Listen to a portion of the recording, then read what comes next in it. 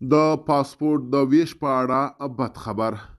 یو شمېر افغانان د پاسپورټونو د ویش بهیر له پڅوالي شکایت لري. د پاسپورټ یو شمېر غوښتونکي په افغانستان کې د پاسپورټونو د ویش بهیر له پڅوالي شکایت لري. په کابل او ځینو ولایتونو کې د افغانستان د پاسپورټ یو شمېر غوښتونکي وایي چې د پاسپورټونو اخیستلو بهیر له ستونزو ډک دی. دوی وایي په وروستیو 3 کلونو کې په افغانستان کې د پاسپورټ اخیستل ډیر ستونزمن شوي او آن هغه کسان چې پاسپورټ ته سخته اړتیا لري هم باید په میاشتو په تمه وي. د کابل 2 اوسیدونکو چې نه یې غوښتل نوم یې په راپور کې خپور شي ازادي راډیو ته خپل نظرونه شریک کړي دي.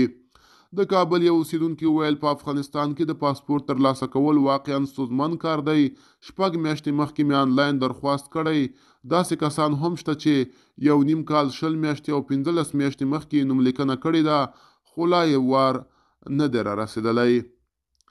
دغه راز د کابل بل اوسیدونکي وویل ما په خپله شاوخوا 1.5 کال که 15 یا 14 میاشتې کېږي چې آنلاین نوملیکنه مې کړې خو د پاسپورټ مې هیڅ درک نشته.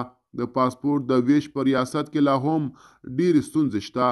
داسې نه ده چې خلک په اسانۍ ورته لاسرسی ولري. بله بدمرغي دا ده چې افغانستان کې بیکاري ده. ما غوښتل چې له افغانستانه ووځم خو په خپل وخت مې پاسپورټ رانغی تګ مې پاتې شو.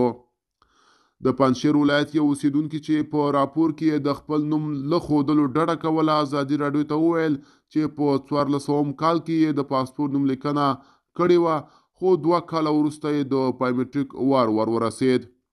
هغه وایي له بده مرغه په دې 3 کلونو کې د خلکو د ستونزو په اړه هیڅ اقدام نه دی شوی او دا ستونزې د هرې ورځې په تېرېدو سره زیاتیږي ځکه چې د افغانستان نیمایي نفوس بهر ته د تګ هیله لري او مجبور دي چې پاسپورټ واخلي او همدا لامل دی چې ډیر بیروبار جوړ دی او له امله د بایومټریک وار ډیر په ځنډ را رسیږي.